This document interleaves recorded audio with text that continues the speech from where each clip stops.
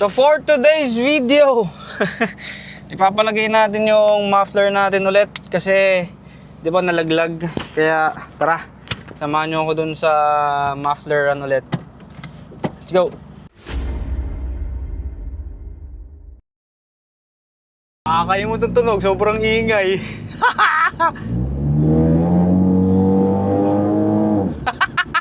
Ay! Patrip! So ito na, balik na ulit tayo. Ayan o, check na ulit kasi sobrang bigat kasi talaga. So ito yung mga dahilan, no? Kasi net po. Kaya doon naputol, bumigay na rin doon. Nabigatan doon sa muffler natin. Kaya sobrang sikip niyan eh. Ayan na. Ayan na, lagay na ulit tayo. Nakasabit na siya! Kaya pwede bang maki-tripling na ganyan. Para di na bumitaw. Mabuti na lang meron tayong power handle tsaka itong ating Inco. Pero kung wala tayo, yung jack na pang lowered. Kasi hiniram lang natin yung jack nila. Yun o, yung pang stock. Scissor jack. Ganun. Tatanggalin natin yung gulong para mas madali magmaniobra. Para may nang ibabaw. Yung ibabaw. Kasi maadong masikip. Masikip na, no? O, yun. So, dadyakan na natin doon para ibabaw nung stem makuha natin ng tamang hinang. So, ayan! Mas okay kasi ma-weld na natin lahat. Saka na natin iintindihin tong bumper na to. Diyan ka na muna kasi mas maingay yung kotse pag walang muffler eh. Tsaka yun, mabilis lang. Ito, medyo may iwanan ng ilang araw sa paint shop eh.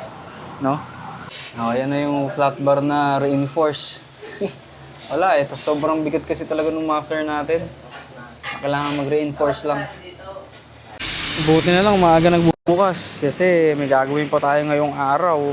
Sasamahan pa natin yung anak ko dun sa pagpapa-ID niya, yung bunso ko ba.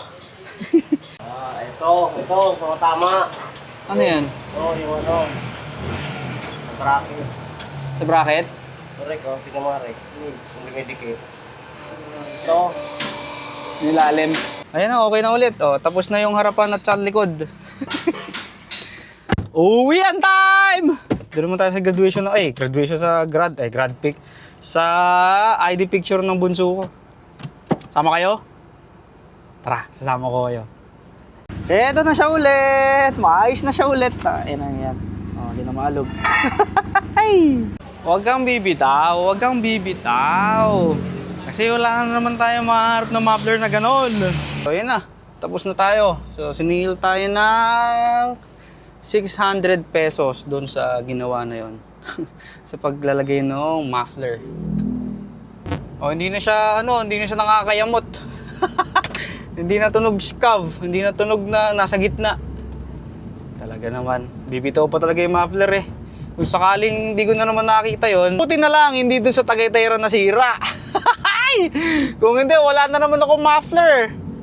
Maghahanap na naman tayo ng bagong twin loop. Hanep talaga.